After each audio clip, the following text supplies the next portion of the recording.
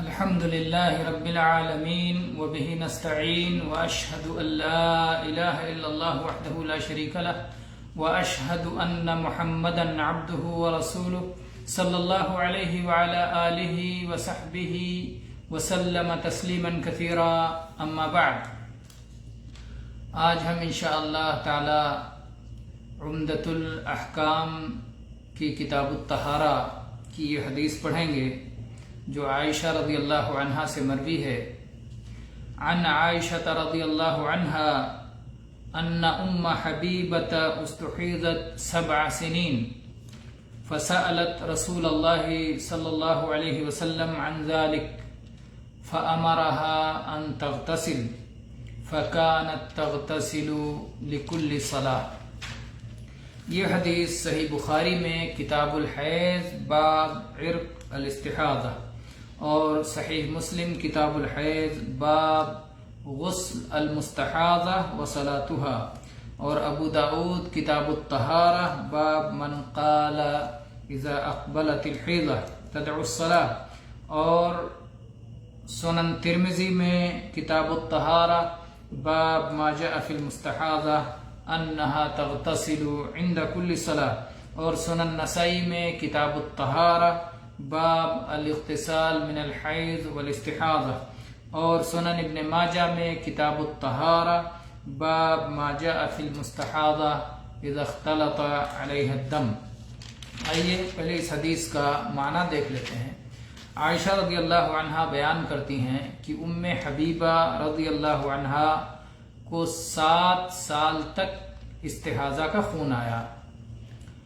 ام حبیبہ رضی اللہ عنہا ایک تو نبی صلی اللہ علیہ وسلم کی بیوی زوجہ مطہرہ ام حبیبہ بنت ابی سفیان ہیں. یہ وہ نہیں ہیں، یہ ام حبیبہ بنت جہش ہیں.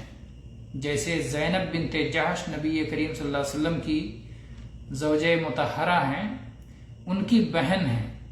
یہ کل 3 بہنیں ہیں، ام حبیبہ بنت جہش اور حمنہ بنت جہش اور زینب بنت جہش. اور تینوں کے بارے میں یہ چیز مذکور ہے کہ تینوں کو استحاضہ کا مسئلہ تھا، استحاضہ کی شکایت تھی تینوں بہنوں کو.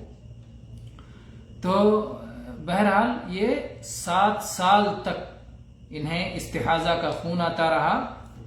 رسول اللہ صلی اللہ علیہ وسلم سے انہوں نے اس تعلق سے سوال کیا کہ کیا کیا جائے ایسی حالت میں. تو اللہ کے نبی صلی اللہ علیہ وسلم نے انہیں غسل کرنے کا حکم دیا. آپ نے یہ نہیں حکم دیا کہ ہر نماز کے وقت غسل کرو، آپ صلی اللہ علیہ وسلم نے غسل کرنے کا حکم دیا. حدیث میں یہ ہے فَأَمَرَهَا أَن تَغْتَسِلَ، آپ نے انہیں غسل کرنے کا حکم دیا.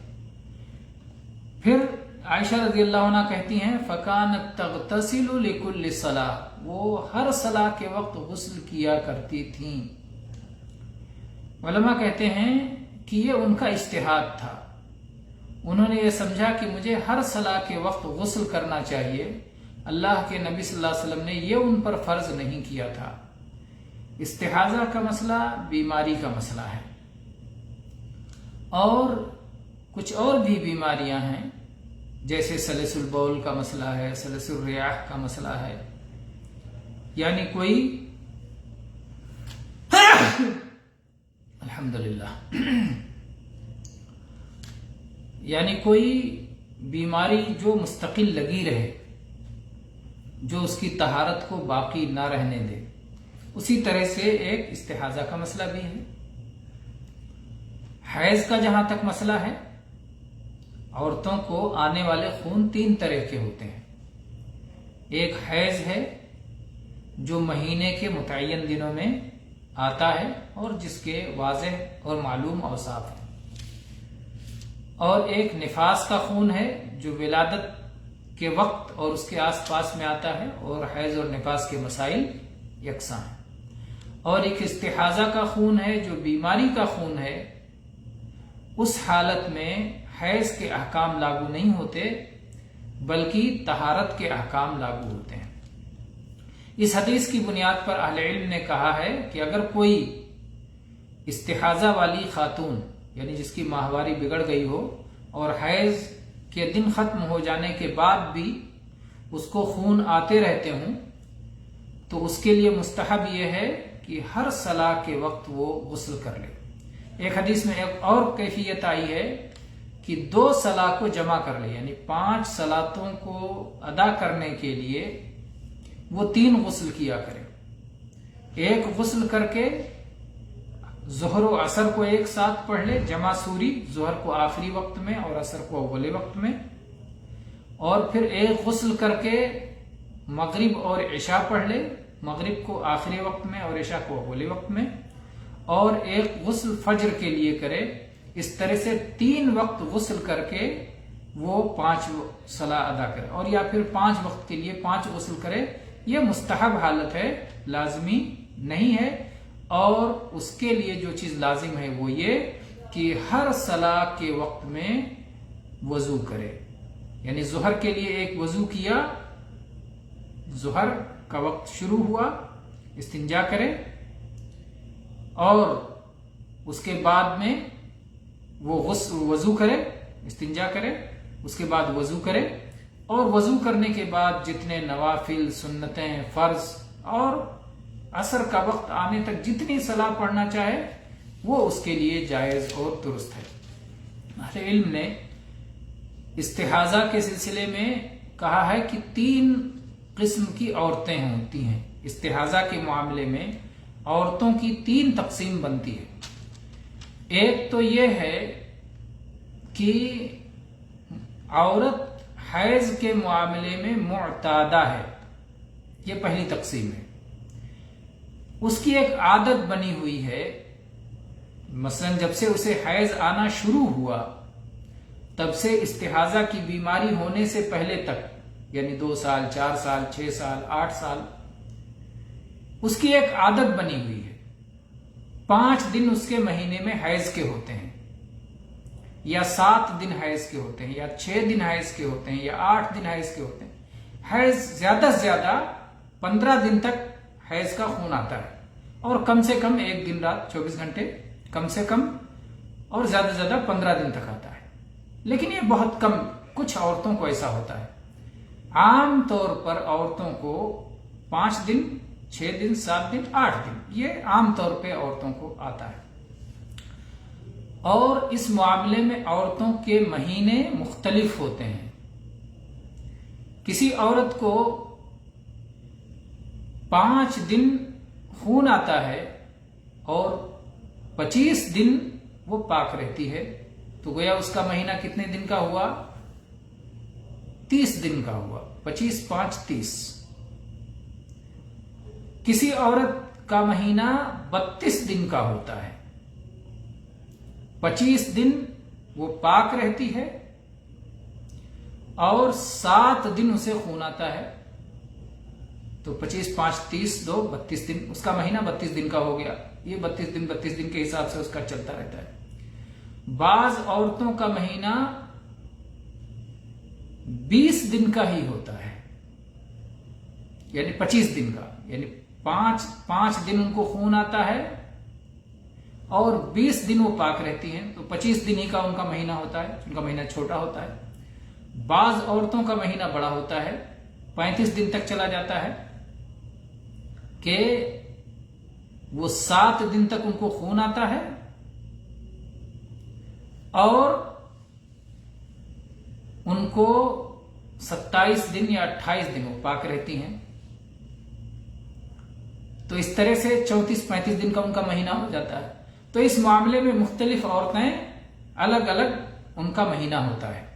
بہرحال اگر کسی کی عادت ہے کہ وہ 5 دن اسے ہر مہینے خون آ رہا ہے استحاضہ کی بیماری لگنے سے پہلے، تو اس کا مسئلہ واضح ہے۔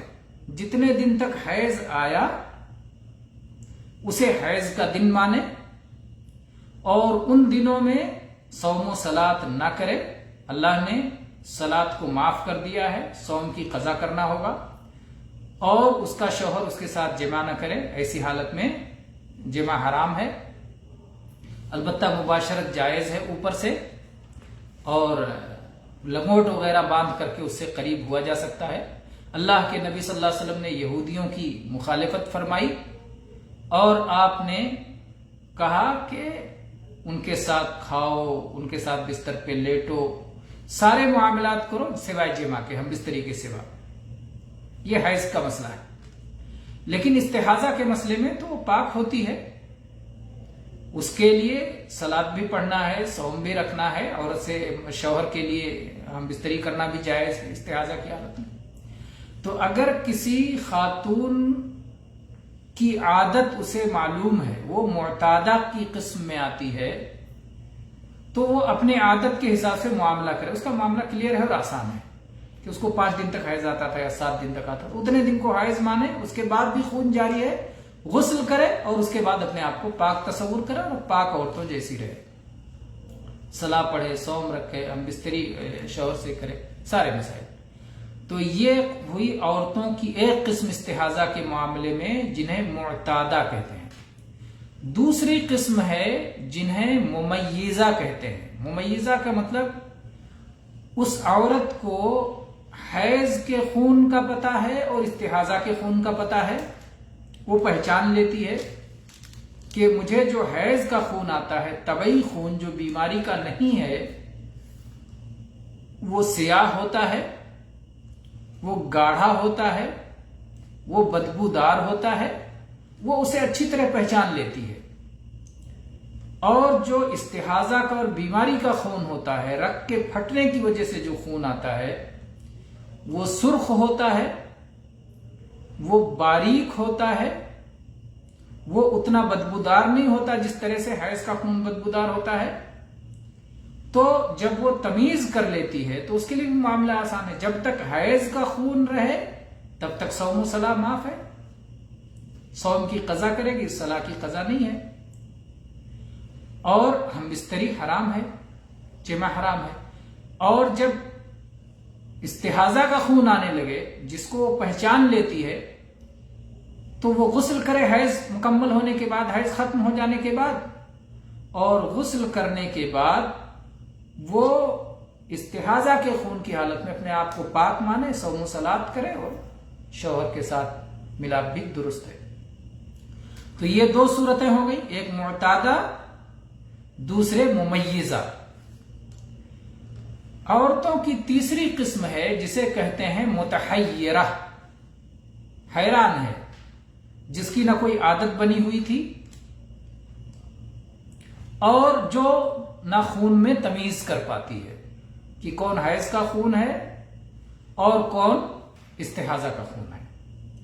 ایسی عورت کے لیے اہل علم کہتے ہیں کہ وہ اپنی جیسی عورتوں کا لحاظ کرے، جیسے اس کی خالہ، اس کی بہنیں، اس کی والدہ،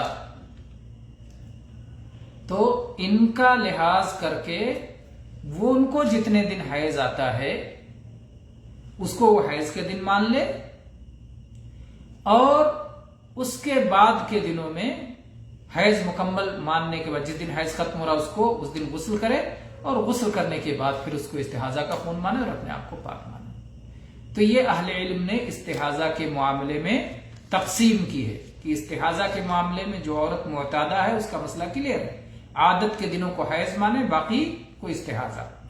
جو ممیزہ ہے اس کا مسئلہ بھی آسان ہے، حیض کو جب پہچان رہی ہے، حیض جیسے ختم ہو اور استحاضہ کا خون جاری ہو تو حیض کے دنوں میں اپنے آپ کو حیض کے مسائل جیسا معاملہ کرے، استحاضہ کے دنوں میں متحیرہ اپنی جیسی عورتوں کے جیسا معاملہ کرے۔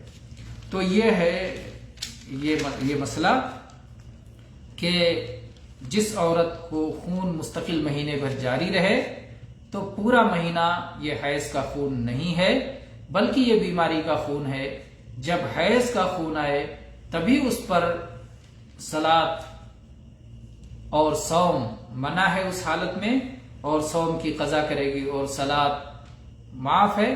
البتہ استحاضہ کی حالت میں وہ اپنے آپ کو پاک مانے گی، صوم بھی رکھے گی، صلاۃ بھی ادا کرے گی اور سارے احکام پاک عورتوں جیسے کرے گی۔ واللہ تعالی اعلم وصلی اللہ علی نبینا وسلم والحمد للہ رب العالمین.